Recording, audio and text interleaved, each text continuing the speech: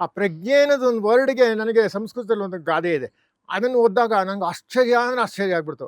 ಯಾಕಂದರೆ ಆ ಪ್ರಜ್ಞೆಯನ್ನು ಒಂದೇ ಒಂದು ಪದದಲ್ಲಿ 3 ಪದ ಅಡಗಿದೆ.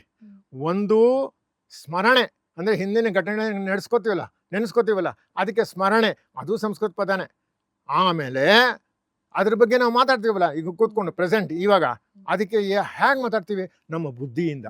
ಬುದ್ಧಿ. ಸೊ 2ನೇ ಪದ ಸಿಕ್ತು. ಮುಂದಾಲೋಚನೆ ಮಾಡಬೇಕಲ್ಲ, ನಾವು ಏನು ಕಲ್ತಿದ್ದೀವಿ, ಸ್ಮರಣೆ ಆಯಿತು, ಬುದ್ಧಿ ಆಯಿತು, ಎಲ್ಲ ಆಯಿತು. ಅದ್ರ ಬಗ್ಗೆ ನಾವು ಏನಾದ್ರು ಕಲ್ತ್ಕೋಬೇಕಲ್ಲ, ಮಾಡಬೇಕಲ್ಲ, ಮುಂದಾಲೋಚನೆ ಇಟ್ಕೋಬೇಕಲ್ಲ, ಅದಕ್ಕೆ ಮತಿ ಅಂತ ಕರೀತಾರೆ. 3 ಸಂಸ್ಕೃತ ಪದಗಳು. ಆ 3 ಇದ್ರೇ ಪ್ರಜ್ಞೆ ಆಗೋದು. ಇದ್ರಲ್ಲಿ ಒಂದು ಮಿಸ್ ಆದರೆ ಪ್ರಜ್ಞೆ ಆಗೋದಿಲ್ಲ. ಇದು ಸಂಸ್ಕೃತದ ಶ್ಲೋಕ ಇದು. ಅದನ್ನು ಓದಿದ್ಮೇಲೆ ನನ್ನ ಜೀವನದಲ್ಲೇ ಒಂದು ಹೊಸ ತಿರುವು ಉಂಟಾಯಿತು ಅಂತ ಹೇಳ್ಬೋದು. ನಾನು ಆಮೇಲೆ ಏನು ಮಾಡಿದೆ, ಈಗ ಅದು ಎಕ್ಸಾಂಪಲ್ ಕೊಟ್ಟೆ ಮಾತಾಡಬೇಕು, ಹಾಗೆ ಹೋದರೆ ಅರ್ಥ ಆಗೋದಿಲ್ಲ ಇದು. ಈಗ ನನಗೆ ಸ್ಮರಣೆ ಇದೆ, ಹಿಂದಿನ ಘಟನೆ ನೆನೆಸ್ಕೋತೀನಿ, ಇತಿಹಾಸಕಾರ ಏನೇನೋ ಬರ್ದಿದ್ದೀನಿ, ಎಲ್ಲ ಸರಿನೇ, ಬುದ್ಧಿ ಇದೆ, ಅದೆಲ್ಲ ಸರಿನೇ, ವಯಸ್ಸು ಬೇರೆ ಆಗೋಗ್ಬಿಟ್ಟಿದೆ, ಅದು ಸರಿನೇ. ಆದರೆ ನನ್ನ ಹತ್ರ ಒಂದು ವಾಹನ ಇದೆ ಎಂದು ಇಟ್ಕೊಳ್ಳಿ, ಹೋಗ್ತಾ ಇರ್ತೀನಿ, ಎದುರುಗಡೆ ಸಿಗ್ನಲ್ ಸಿಗುತ್ತೆ, ರೆಡ್ ಸಿಗ್ನಲ್ ಸಿಗುತ್ತೆ, ಅವಾಗ ನಾನೇನು ಮಾಡಬೇಕು? ನಿಲ್ಲಿಸ್ಬೇಕು. ನಾನು ನೋಡ್ತೀನಿ ಆ ಕಡೆ ಅಲ್ಲಿ ಪೊಲೀಸ್ನವ್ರಿಲ್ಲ, ಯಾರಿಲ್ಲ, ನೋಡ್ತಾ ಇಲ್ಲ, ಪರ ಇಲ್ಲ, ನಾನು ಜಂಪ್ ಮಾಡ್ತೀನಿ. ಅವಾಗ ಮತಿ ಇಲ್ಲ, ಮುಂದಾಲೋಚನೆ ಇಲ್ಲ. ಒಂದಿಲ್ಲದೆ ಇದ್ರೆ ಆ ಪ್ರಜ್ಞೆ, ಒಂದಿಲ್ಲದೆ ಇದ್ರೆ ಪ್ರಜ್ಞೆ ಇಲ್ಲ. ಪ್ರಜ್ಞೆ ಹೊಟ್ಟಾಯ್ತು. ಬುದ್ಧಿ ಇದೆ, ನಮಗೆ ಸ್ಮರಣೆ ಇದೆ, ಎಲ್ಲ ಇದೆ, ಆದರೆ ಮುಂದಾಲೋಚನೆ ಇಲ್ಲ ಅಂದಮೇಲೆ ಪ್ರಜ್ಞೆ ಇಲ್ಲ ಅಂತ. ಈ ಪ್ರಜ್ಞೆ ಅನ್ನೋ ಒಂದು ಪದ ಅಷ್ಟು ಮುಖ್ಯವಾದ ಅಷ್ಟಿದೆ. ನಾವು ಪ್ರಜ್ಞಾ ಶೂನ್ಯರು ನಮ್ಮ ದೇಶದಲ್ಲಿ. ಯಾಕಂದರೆ ಇನ್ನೂ ಒಂದು ಪಾಲಿಟಿಕ್ಸ್ ವಿಷಯ ಹೇಳ್ಬಿಡ್ತೀನಿ, ನ್ಯಾಷನಲಿಸಮ್ಮು. ಅದರಲ್ಲಿ ನಮ್ಮ ದೇಶ 1929ರಲ್ಲಿ 29 ಕೋಟಿ ಜನಸಂಖ್ಯೆ ಇತ್ತು. ಎಲ್ಲರಿಗೂ ಗೊತ್ತಿರ್ಬೋದು. 29ರಲ್ಲಿ ಈಸಿ ಟು ರಿಮೆಂಬರ್, 29 ಕೋಟಿ. ಅವಾಗ ಈ ಬ್ರಿಟಿಷ್ನವ್ರು ಆಳ್ತಾ ಇದ್ರು. ಭಾರತದಲ್ಲಿ ಇದ್ಕೊಂಡು ಬ್ರಿಟಿಷ್ನರ ಸಂಖ್ಯೆ ಕೇವಲ 60,000 ಜನ. 60,000 ಜನ 29 ಕೋಟಿ ಜನ ಆಡ್ಕೊಂಡು ಹೋಗ್ಬಿಟ್ರು. ಇದನ್ನ ಬರೆದೋಳು ಮಹಿಳೆ, ನಿಮ್ಮಂಥವ್ರು ಮಹಿಳೆ, ಅಮೆರಿಕನ್ ಮಹಿಳೆ ಬಂದಿದ್ಲು, ಇಂಡಿಯಾ ಎಲ್ಲ ಸುತ್ತೋಡಿದ್ಲು, ಕ್ಯಾಥರಿನ್ ಮೇಯೋ ಅಂತ ಅವಳ ಹೆಸರು. ಅವಳೇನು ಮಾಡಿದ್ಲು, ಎಲ್ಲ ನೋಡ್ಕೊಂಡು ಒಂದು ಪುಸ್ತಕ ಬರೆಯಾಳೆ, ಸಿಗುತ್ತೆ ಅದು, ಮದರ್ ಇಂಡಿಯಾ ಅಂತ ಒಂದು ಪುಸ್ತಕ ಬರೆದ್ಬಿಟ್ರು. ಆದರೆ ಅದು ಒಂದು ಡ್ಯಾಮೇಜಿಂಗ್ ಸ್ಟೇಟ್ಮೆಂಟ್ ಮಾಡಿದ್ದಾಳೆ. ಏನಪ್ಪ ಅಂದರೆ, no wear in the world you will find such a shameful thing as you find in India, where hardly 60,000 Britishers are ruling 29 crores ಅಂತ. ಅದನ್ನು ಗಾಂಧೀಜಿ ಓದ್ಬಿಟ್ರು. ಅವಾಗ ಮರ್ಯಾದೆ ಹೋಗ್ಬಿಡ್ತು, ಮಾನ ಮರ್ಯಾದೆ ಇಲ್ಲ ನಮಗೆ, ಇದೆಂತ ಗ್ರಾಚಾರ ಇದು ಅಂತ. ಅದು ದೊಡ್ಡ ಗಲಾಟೆ ಆಯಿತು 1930ಸಲ್ಲಿ.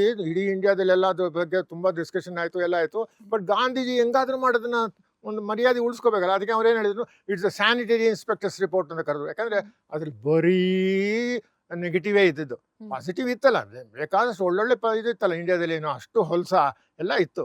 ಆದರೂ ಕೂಡ ಅವ್ರೇನು ಮಾಡಿದ್ರು, ಒಂದು ತಮ್ಮ ಸ್ಕಿನ್ ಸೇವ್ ಮಾಡ್ಕೊಳ್ಳೋಕ್ಕೋಸ್ಕರ ಮರ್ಯಾದೆ ಹೋಗುತ್ತಲ್ಲ ಅಂತ ಹೇಳಿ ಈ ಥರ ಹೇಳಿದ್ರು. ಅದು ಬಿಟ್ಬಿಡಿ, ಅದ್ರ ವಿಷಯ ಬಿಟ್ಬಿಡಿ. ಬಟ್ ಅದೇ ಥರ ನಾನೇನು ಮಾಡಿದೆ ಅಂತಂದರೆ, ಅದನ್ನು ಓದಿದ ಮೇಲೆ ನನ್ನ ಮೇಲೆ ಅದು ಪ್ರಭಾವ ಬಿತ್ತು.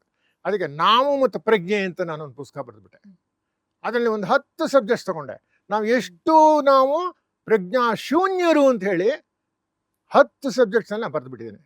ಅದು ಬರೆದು ಅದನ್ನು ನಾನು ಈಗ ಇಂಗ್ಲೀಷಿಗೆ ಕೂಡ ಯಾರೋ ಒಬ್ಬರು ಫ್ರೆಂಡ್ ಹೇಳಿದ್ರು, ಭಾಳ ಚೆನ್ನಾಗಿದೆ, this one of the finest books I have read in Kannada literature ಅಂದ್ಬಿಟ್ರು ಅವರು. ಅವನು ಇಂಗ್ಲೀಷ್ ಎಡಿಟರ್ ಅವರು, ಒಂದು ಇಶ್ಯೂಸ್ ಆ್ಯಂಡ್ ಕನ್ಸರ್ನ್ಸ್ ಅಂತ ಹೇಳಿ ಮಂಗಳೂರಿಂದ ಬರ್ತದೆ ಎಡಿಟ್ರು. ಅವ್ರಿಗೆ ಯಾರೋ ಆ ಪುಸ್ತಕ ಕೊಟ್ಟಂತೆ. ಅವ್ರು ಬೆಂಗಳೂರು ನಮ್ಮ ಮನೆಗೆ ಬಂದ್ಬಿಟ್ಟು ನಾನು ಹೇಳಿದ್ರು, Nataraj, this is one of the finest books I have red, ನೀವು ಇಂಗ್ಲೀಷಿಗೆ ಟ್ರಾನ್ಸ್ಲೇಟ್ ಮಾಡಿರಿ, ನಾನು ಅದನ್ನು ನನ್ನ ಮ್ಯಾಗಝೈನಲ್ಲಿ ಹಾಕ್ತೀನಿ ಅಂದರು. ನಾನು ಕಷ್ಟಪಟ್ಟು ಒಬ್ರಿಗೆ ಹೇಳಿದೆ ಅಂತ ಮಾಡಿಕೊಟ್ರು. ಅದು ಅಷ್ಟು ಸರಿಯಾಗಿ ಬರಲಿಲ್ಲ. ಬಟ್ ಏನಾದರೂ ಆಗಲಿ, ಈಗ ಸೆನ್ಸ್ ಅಂತ ಹೇಳಿ, ಸೆನ್ಸ್ ಅಂಡ್ ಇಂಡಿಯನ್ ಪರ್ಸ್ಪೆಕ್ಟಿವ್ ಅಂತ ಹೇಳಿದ್ದಾರೆ, ಇದು ಮಾಡಿದ್ದೀನಿ. ಇದು ಕೂಡ ಓದೋರಿಲ್ಲ. ಎನಿವೆ, ಈಗ ಭಾಳ ಇಂಪಾರ್ಟೆಂಟ್ ವಿಷಯ ಒಂದು ಹೇಳೋಕ್ಕೆ ಇಷ್ಟಪಡ್ತೀನಿ. ನನ್ನ ಮೊದಲನೇ ಪುಸ್ತಕ ಯಾವುದು ಅಂದರೆ ಹೊರನಾಡಿನ 3 ಕರ್ನಾಟಕ ರಾಜ್ಯಗಳು ಅಂತ. ನಾನು ಡೆಲ್ಲಿಲಿರೋವಾಗಲೇ ಒಂದು ಪುಸ್ತಕ ಓದಿದೆ. ಅದ್ರಲ್ಲಿ ಏನಾಯಿತು ಅಂದರೆ, ಆ ಪುಸ್ತಕದಲ್ಲಿ ಡೆಲ್ಲಿಲಿರುವಾಗ ಒಂದು ಪುಸ್ತಕ ಓದುವಾಗ ಒಂದು ಇದು ಬರ್ತದೆ, ಒಂದು ಪ್ಯಾರ ಬರ್ತದೆ. ಫಸ್ಟ್ ಸೆಂಟೆನ್ಸ್ ಏನಂದರೆ ಮಿಥಿಲಾ ಅಂತ ಬರ್ತದೆ, ಅದು subject. This place was ruled by Karnataka Kings ಅಂತ ಹಾಕ್ತದೆ. ನನಗೆ ಆಶ್ಚರ್ಯ ಆಗ್ಬಿಡ್ತು, ಕರ್ನಾಟಕ ಕಿಂಗ್ದವರು ಮಿಥಿಲಾಗ ಹೋಗಿ ಆಡಿದ್ರೆ ಇದೇನಪ್ಪ ಇದು ಅಂತ ಆಶ್ಚರ್ಯ ಆಗೋಯ್ತು. ನಾನು ಅದನ್ನು ಕಂಪ್ಲೀಟಾಗಿ ಓದ್ಕೊಂಡೆ, ಬೇರೆ ಬೇರೆ ಪುಸ್ತಕ ತೊಗೊಂಡೆ, ಎಲ್ಲ ಮಾಡಿದೆ. ಸಿಮರಾಯನಗಡ ಅಂತ ಅದು ಒಂದು ಊರದು ರಾಜಧಾನಿ ಆಗಿತ್ತವರು. ಸೊ ನಾನು ಅದನ್ನು ಹುಡ್ಕೊಂಡು ಹೋದೆ. ಯಾರೂ ಬರಲಿಲ್ಲ ಕನ್ನಡದವರು. ಅಲ್ಲಿ ಕೇಳಿದಂಗೆಲ್ಲ ಕನ್ನಡದವ್ರು ಗುರ್ತಿದ್ರು, ಅವ್ರು ಯಾರೂ ಬರಲಿಲ್ಲ. ಆದರೆ ನನ್ನ ಬ್ರ್ಯಾಂಚ್ನಲ್ಲೇ ವರ್ಕ್ ಮಾಡಿದ ಒಬ್ಬ ಮಲಯಾಳಿ, ಒಬ್ಬ ಪಂಜಾಬಿ, ಅವರಿಬ್ಬರು ರೆಡಿ ಇದ್ರು. ನೇಪಾಳಕ್ಕೆ ಹೋಗೋಣ ಸರ್, ನಾವು ಹುಡ್ಕೋಣ ಸರ್, ನಮಗೆ ನೇಪಾಳ ತೋರಿಸ್ಬಿಡಿ, ನಿಮ್ಮ ಸಿಮ್ರಾನ್ಗಢ ನೀವು ನೋಡ್ಕೊಳ್ಳಿ, ನಮಗೆ ನೇಪಾಳ ತೋರಿಸ್ಬಿಡಿ ಅಂದರು. ಆಗ್ಲಪ್ಪ ಅಂತ ನಾವು 3 ಜನ ಹೋದ್ವು. ಅದನ್ನು ಹುಡುಕ್ತಾ ಹೋದರೆ ಅದು ನೇಪಾಳದಲ್ಲಿ ಇದೆ. ಅದು ಸಿಮ್ರಾನ್ಗಢ ಅಂತ ಇವತ್ತಿಗೂ ಇದೆ ಅದು. ಅಲ್ಲಿ ಹೋಗಿ ನಾವು ಅದೆಲ್ಲ ಫೋಟೋ ಎಲ್ಲ ಇಟ್ಕೊಂಡು ವಾಪಸ್ ಬಂದು ಅದ್ರ ಬಗ್ಗೆ ಒಂದು ಇನ್ನೊಂದು ವಿಷಯ ಏನು ಅಂದರೆ, ಅದೇ ಥರನೇ the last Hindu kings of ಬೆಂಗಾಳದ ಸೇನರು ಅಂತ ನಾವು ಕರಿತೀವಲ್ಲ, ಮೃಣಾಲ್ ಸೇನ್ ಅಂತ ಬರುತ್ತೆ ನೋಡ್ರಿ, ಅವರೆಲ್ಲಾನು ಅವರ ಪೂರ್ವಜರೆಲ್ಲರೂ ಕರ್ನಾಟಕ ವಂಶದವರು. The last Hindu kings of Bengal ದೇವ್ರು ಫ್ರಮ್ ಕರ್ನಾಟಕ. ನಾವಿವತ್ತು ಹೇಳ್ಕೊಡೋದಿಲ್ಲ, ಅವ್ರು ಹೇಳ್ಕೊಂಡಿದ್ದಾರೆ ನಾವು ಕರ್ನಾಟಕ ವಂಶದವರು ಅಂತ ಹೇಳ್ಕೊಂಡ್ಬಿಟ್ಟಿದ್ದಾರೆ. ಅವ್ರದ್ದು ಬಕ್ತಿಯಾರ್ ಖಿಲ್ಜಿ ಬಂದ, ಅವ್ರು ಓಡಿಸ್ದ, ಆಗೋಯ್ತು ಬಿಡಿ. ಈಗ ಅವನು ಹೋಗಿ ಢಾಕಾದಲ್ಲಿ ಸೆಟ್ಲ್ ಆದರು.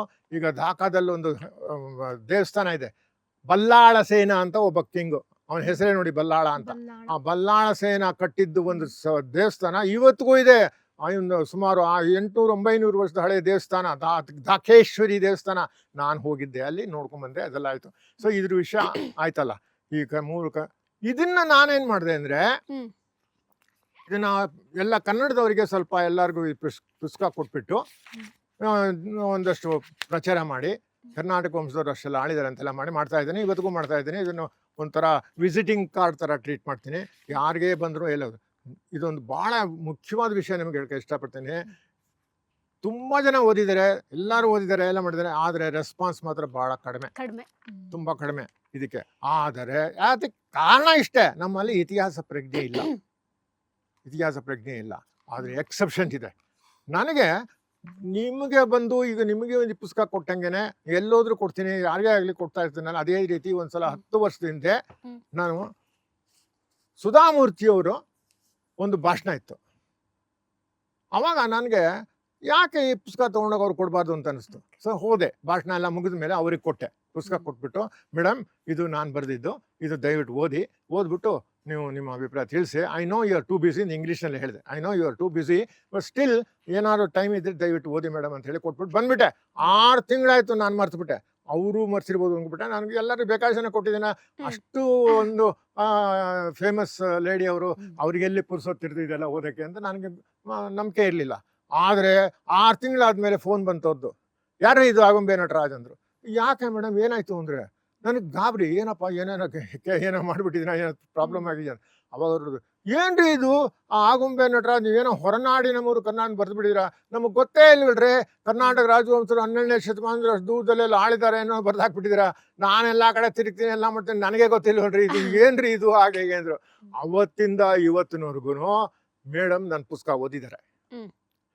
ಓದಿದಷ್ಟೇ ಇಲ್ಲ, ನಾನು ಜರ್ಮನಿಗೆ ಹೋಗಿದ್ದೆ, ಯುರೋಪೆಲ್ಲ ಪ್ರವಾಸ ಮಾಡಿದ. ಆವಾಗ ಜರ್ಮನಿ ಬಗ್ಗೆ ಇದು ಬರ್ಲಿನ್, ಇದು ಜರ್ಮನಿ ಅಂತ ಒಂದು ಪುಸ್ತಕ ಬರೆದಿರೋದು, 400 ಪೇಜ್ ಪುಸ್ತಕ. ಅದು ಕಂಪ್ಲೀಟ್ ಹಿಸ್ಟ್ರಿ ಆಫ್ ಜರ್ಮನಿ ಅದು ಬರೆದಿರೋದು. ಅದನ್ನ ಯಥಾ ಪ್ರಕಾರ ಅವ್ರಿಗೆ ಕಳಿಸ್ಕೊಟ್ಟೆ. ಅವ್ರೆಲ್ಲ ಪುಸ್ತಕ ಓದ್ತಾರಲ್ಲ ಅಂತಂದು ಕಳಿಸ್ಕೊಟ್ಟೆ. ಒಂದೇ ರಾತ್ರಿಲಿ ಓದಿದ್ದಾರೆ. ಬೆಳಿಗ್ಗೆ ಸಿಕ್ಕಿದೆ, ಒಂದೇ ದಿವಸ ರಾತ್ರಿಲಿ ಓದ್ಬಿಟ್ಟು ಬೆಳಿಗ್ಗೆ ಫೋನ್ ಮಾಡ್ತಾರೆ ನನಗೆ, ನಟರಾಜ್ ನಿಮ್ಮ ಮನೆಯಲ್ಲಿ. ಯಾಕೆ ಮೇಡಮ್, ಏನ್ರಿ ಇದು ಈ ಜರ್ಮನಿ ವಿಷಯ ಎಲ್ಲ ಬರೆದ್ಬಿಟ್ಟಿದ್ದೀರಾ, ಅದು ಮೇಡಮ್ ಇಷ್ಟು ಬೇಗ ಓದ್ಬಿಟ್ರಾ? ಇಲ್ಲ, I am A good reader, ನಾನು ಓದ್ತೀನಿ, ತುಂಬ ಬೇಗ ಓದ್ತೀನಿ, ಕ್ವಿಕ್ ರೀಡರ್ ನಾನು. ಈಗ ಯಾಕೆ ಮತ್ತೆ ನಮ್ಮ ಮನೆಗೆ ಯಾಕೆ? ನೋಡಿ, ನಾನು ಜರ್ಮನಿ ಬೇಕಾದ ಸಲ ಹೋಗಿದ್ದೀನಿ, ಆದರೆ ನಿಮ್ಮ ಥರ ಓದಿಲ್ಲ, ಬರ್ದಿಲ್ಲ, ನಿಮ್ಮ ಹತ್ರ ಸ್ವಲ್ಪ ವಿಷಯ ಮಾತಾಡಬೇಕು, ಅದಕ್ಕೆ ನಾನು ಬರ್ತಾ ಇದ್ದೀನಿ, ನಿಮ್ಮ ಅಡ್ರೆಸ್ ಕೊಡಿ. ಬಂದರು, 2 ಗಂಟೆ ಹೊತ್ತು ಕೂತರು, ನನ್ನ ಜೊತೆಗೆಲ್ಲ ಮಾತಾಡಿದ್ರು. ನಾನು ಅವಾಗ ಹೇಳಿದೆ, ಮೇಡಮ್ ನಮ್ಮ ಮನೆಗೆ ನಿಮ್ಮಂಥವ್ರು ಬರೋದು ಭಾಳ ಅಪರೂಪ, ಆದರೆ ಇವತ್ತು ನನ್ನ ಸುದಿನ, ಯಾಕೆಂದರೆ ಭಾರತ ರತ್ನನೇ ನಮ್ಮ ಮನೆಗೆ ಬಂದ್ಬಿಡ್ತಲ್ಲ ಅಂತಂದೆ. ಅಯ್ಯೋ ಹಂಗೆಲ್ಲ ಹೇಳ್ಬೇಡಿ, ಏನಿವೆ ನೀವು ವಯಸ್ಸಾಗಿದೆ, ದೊಡ್ಡವರು. ಹಾಗೆ ನನಗೂ ಅವ್ರಿಗೂ ಸುಮಾರು ಒಂದು 10 ವರ್ಷ ಡಿಫ್ರೆನ್ಸ್ ಇದೆಯಲ್ಲ. ಅವ್ರ ಸಿಸ್ಟರ್ ಇದ್ದರು, ಡಾಕ್ಟ್ರ್ ಒಬ್ಬರು, ಅವರು ಬಂದಿದ್ದರು. ಸೊ ಇದು ಯಾಕೆ ಹೇಳ್ತೀನಿ ಅಂದರೆ, ಉದಾಹರಣೆ ಕೊಟ್ಟು ಮಾತಾಡೋದು ನಾನು.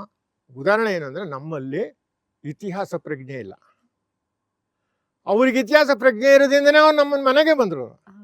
ಅದೇ ಥರ ಈ ಪುಸ್ತಕನ ಇಡೀ ಕನ್ನಡ ಸಾಹಿತ್ಯದ ಸಾಹಿತಿಗಳಿಗೆಲ್ಲ ಕೊಟ್ಟಿದ್ದೀನಿ. 90% ಎಲ್ಲರಿಗೂ ಕೊಟ್ಟಿದ್ದೀನಿ. ಈ ಪುಸ್ತಕ ಹುಡ್ಕೊಂಡು ಹೋಗಿ ಕೊಟ್ಟಿದ್ದೀನಿ ಎಲ್ಲರಿಗೂ, ಸಾಹಿತಿಗಳಿಗೆ, ದೊಡ್ಡ ದೊಡ್ಡ ಸಾಹಿತಿಗಳಿಗೆ ಎಲ್ಲರಿಗೂ ಕೊಟ್ಟಿದ್ದೀನಿ. ಯಾರು ರೆಸ್ಪಾಂಡ್ ಮಾಡಲಿಲ್ಲ. ಕನ್ನಡ ಸಾಹಿತ್ಯ ಪರಿಷತ್ ಪ್ರೆಸಿಡೆಂಟು ಅಧ್ಯಕ್ಷರು ಎಲ್ಲ 30 ವರ್ಷದ ನಾನು ಈ ಸಾಹಿತ್ಯ ಕೃಷಿ ಮಾಡ್ತಿಲ್ಲ, ಯಾರಿಗೂ ಅದ್ರ ಬಗ್ಗೆ ಆಸಕ್ತಿ ಕೊಡಲಿಲ್ಲ. ಯಾಕಂದರೆ ಇತಿಹಾಸ ಪ್ರಜ್ಞೆ ಇಲ್ಲ ಅವ್ರಿಗೆ.